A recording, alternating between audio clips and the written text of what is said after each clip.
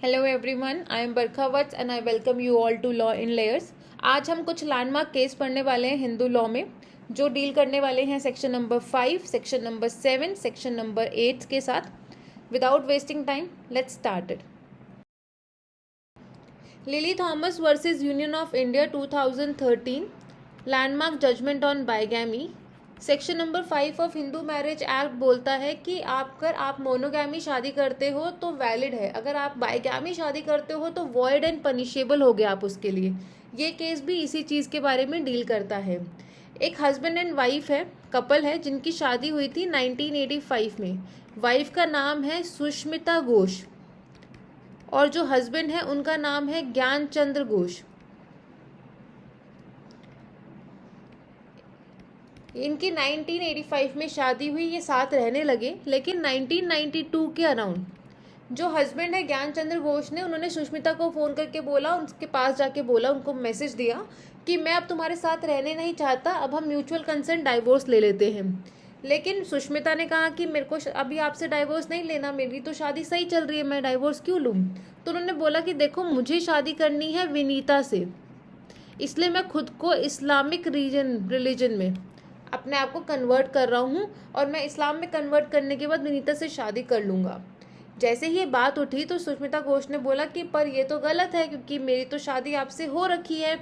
तो question raise हुआ कि जो हिंदू मैन है वो खुद को कन्वर्ट कर रहे थे क्रिश्चियनिटी में और इस्लाम में, कि जिससे वो बार बार शादी कर सके, दूसरे रिलीजन में जाके वो दोबारा शादी करने के लिए अपने आप को कन्वर्ट करना स्टार्ट करने लगे। तो सुप्रीम कोर्ट के सामने 3 क्वेश्चन रेज हुए। पहला था कि जो सेक्शन नंबर 5 क्लॉज 1 की बात करते हैं हम, जहाँ पे हम कहते हैं मोनोगैमी है, वो क्या कन्वर्जन के बाद भी अप्लाई होगा? क्या बाइगैमस मैरिज वैलिड मैरिज होती है? और क्या एक हिंदू मैन कन्वर्ट करने के बाद रिलीजन में दोबारा शादी कर सकता है कि नहीं कर सकता है? तो सुप्रीम कोर्ट सामने आए अपने जजमेंट के साथ, उन्होंने बोला कि कन्वर्जन जो है वो बाइगैमी का शील्ड नहीं हो सकता। Under the Hindu marriage act bigamy void and punishable है। तो अगर आपने कन्वर्जन से पहले शादी कर रखी है तो आपको पहले डाइवोर्स देना होगा, तभी आप कन्वर्ट करके भी दोबारा शादी कर सकते हैं, वरना आप नहीं कर सकते हैं। तो conversion can not be a shield for bigamy और bigamous marriage is void and punishable. Section number 5 clause 1 will apply even after the conversion. अब चलते हैं सेकंड मोस्ट इम्पॉर्टेंट जजमेंट पे। Priya Bala Ghosh versus Suresh Chandra Ghosh 1971 Supreme court का केस है। Section number 7 of Hindu marriage act. Section number 7 क्या बोलता है? वो बोलता है सेरेमनीज। वो कहता है किसी भी शादी को वैलिड करने के लिए कुछ सेरेमनीज का परफॉर्म करना बहुत ज़रूरी होता है, और वो 2 सेरेमनीज जो है वो ईदर पार्टी परफॉर्म कर सकती है, चाहे तो हस्बैंड की फैमिली का कोई कल्चर या ट्रेडिशन हो या वाइफ की फैमिली का हो। अब इस केस में क्या हुआ था, प्रिय और सुरेश ये दोनों की शादी हुई थी 1948 में। लेकिन जो सुरेश थे उनका नेचर बहुत ही ज़्यादा वॉयलेंट था, बहुत गुस्से वाले थे और मारपीट करते थे, जिससे परेशान होकर प्रिया अपने पेरेंट्स के घर चली जाती हैं। इसी टाइम के बाद थोड़ा सा 1962 में सुरेश जो है वो एक और लेडी के साथ रहना स्टार्ट कर देते हैं, जिनका नाम था संध्या रानी। ठीक है, रहना इन द सेंस कि बोला गया कि शादी करके वाइफ की तरह रहना स्टार्ट कर चुके हैं वो। इस बात का पता जब प्रिया को चला तो प्रिया ने बोला, सुप्रीम कोर्ट में केस फाइल किया, उन्होंने बोला कि ऐसे कैसे वो रह सकते हैं, जब मैं जिंदा हूँ तो वो दोबारा शादी कैसे कर सकते हैं? ये तो 494 ऑफ IPC बाइगैमी मैरिज जो होती है, बाइगैमस मैरिज, उसके लिए पनिशेबल है। अब देखो, उस टाइम पे तो IPC चल रहा था, लेकिन अब BNS आ चुका है, तो BNS का सेक्शन है 82। इन्फॉर्मेशन के लिए बता रही हूँ, नॉलेज के लिए बता रही हूँ। तो इन्होंने कहा कि ये तो IPC के अंडर पनिशेबल है, बाइगैमी करी है इन्होंने। जैसे ही ये बात सुरेश को पता चली तो सुरेश ने कोर्ट के सामने आके बोला कि अरे मैंने तो कोई शादी करी नहीं है, मैंने तो कोई कस्टमरी हिंदू सेरेमनीज जो परफॉर्म करनी होती है मैंने वो परफॉर्म ही नहीं करी है, तो ये तो शादी है ही नहीं। तो कोर्ट के सामने 2 इश्यूज रेज हुए। क्या थे कि क्या कोहैबिटेशन अलोन, सिर्फ साथ में रहना, एक वैलिड हिंदू मैरिज काउंट किया जाएगा कि नहीं किया जाएगा? सेकेंड क्वेश्चन था कि marriage valid under Hindu law if essential ceremonies were not perform, अगर सतपति परफॉर्म नहीं किया गया है तो भी क्या शादी वैलिड काउंट की जाएगी? तो इसमें सुप्रीम कोर्ट के जज सामने आए और उन्होंने बोला कि साथ में रहना हस्बैंड एंड वाइफ की तरह is not enough to constitute का वैलिड हिंदू मैरिज। मैरिज जब भी वैलिड होती है जब कुछ परफॉर्मेंस की जाती है, सेरेमनीज की इसेंशियल राइट्स परफॉर्म किए जाते हैं, तभी होती है। और सप्तपदी, देखो saptapadi is not an essential ceremony शादी के लिए हिंदू रिलीजन में, लेकिन जो प्रिय और सुरेश चंद्र घोष हैं इनकी सिचुएशन में सप्तपदी, या फिर सुरेश चंद्र घोष और संध्या रानी जो हैं, इन दोनों के कल्चर के accordingly saptapadi was essential for a valid marriage. तो इनके कल्चर के अकॉर्डिंगली सप्तपदी नहीं हुआ था, तो ये एक शादी वैलिड नहीं कंसिडर की गई थी। वरना नॉर्मली बोला जाता है कि दोनों ही पार्टीज का कोई और कल्चर या ट्रेडिशन हो, ज़रूरी नहीं है सप्तपदी ही हो, 7 फेरे ही हो, कुछ और भी कल्चर या ट्रेडिशन के अकॉर्डिंगली सेरेमनी हो सकती है। लेकिन इस केस में 7 फेरे वॉज इम्पॉर्टेंट और वो परफॉर्म नहीं किए गए थे, तो वो इसेंशियल जो सप्तपदी होती है वो इसेंशियल फॉर वैलिड मैरिज होती है और वो यहाँ नहीं हुई थी, इसलिए ये शादी नहीं थी। और जो सुरेश चंद्र घोष थे उनको 494 आईपीसी के अंडर पनिश नहीं किया जा सकता था। Now let's move to the next one.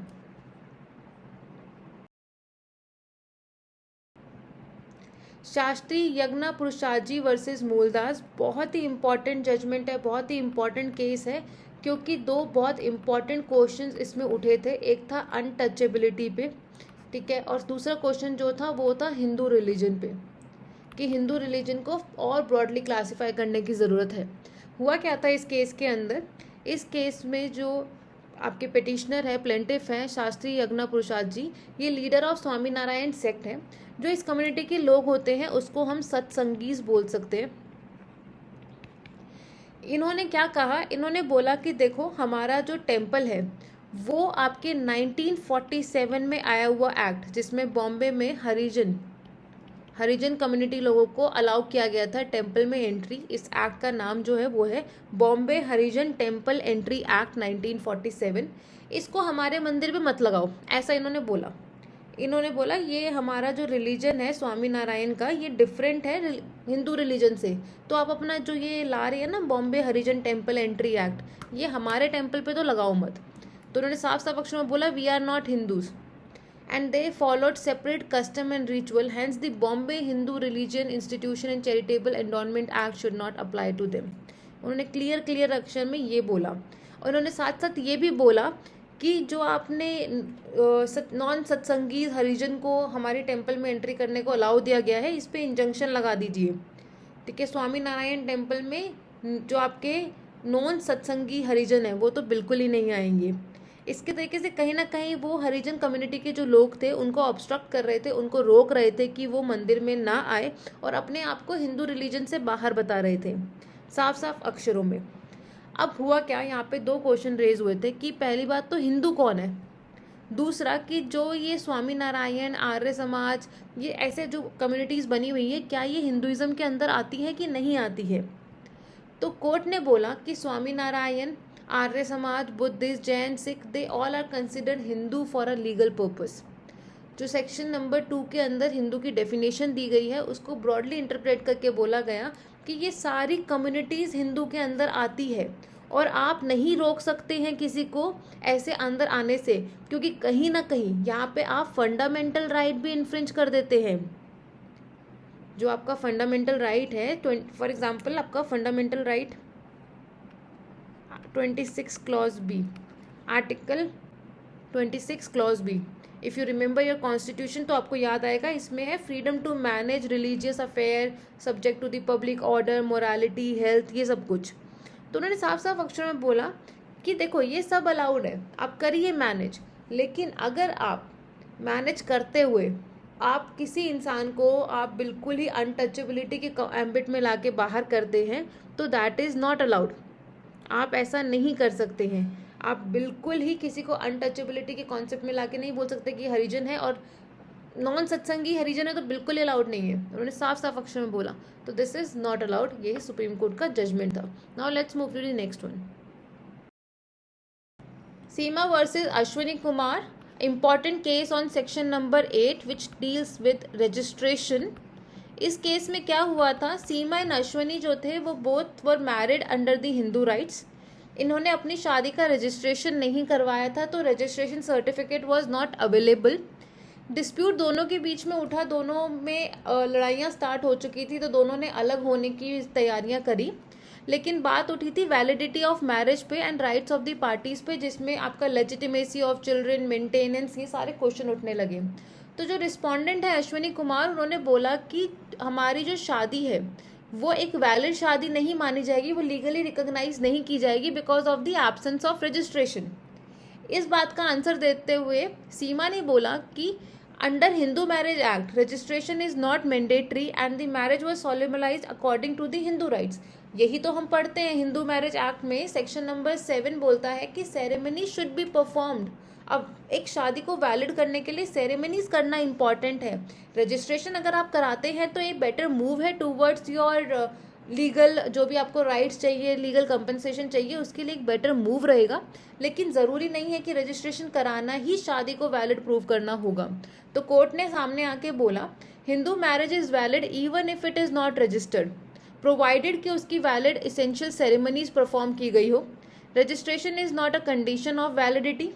Court directed all state government to make rules for compulsory registration regardless of religion, Hindu, Muslim, Christian, चाहे किसी भी रिलीजन के हो, आप अगर अपनी शादी को रजिस्टर करा लेते हैं तो कुछ ऐसे एक्ट्स हैं जिनको रोका जा सकता है जिसमें आप शादी को प्रूव ही ना कर पाओ। तो उन चीज़ों को रोकने के लिए रजिस्ट्रेशन इज़ इम्पॉर्टेंट, लेकिन सिर्फ रजिस्ट्रेशन ना करवाना आपकी शादी को इनवैलिडेट नहीं करता है, ये बोला गया था इस केस में। इस वीडियो के लिए इतना ही। आई थिंक आपको सारे चारों के चारों लैंडमार्क जजमेंट समझ आई हो। अगर आपको अच्छा लगा हो तो प्लीज़ वीडियो को लाइक करें, चैनल को सब्सक्राइब करें। Thank you so much.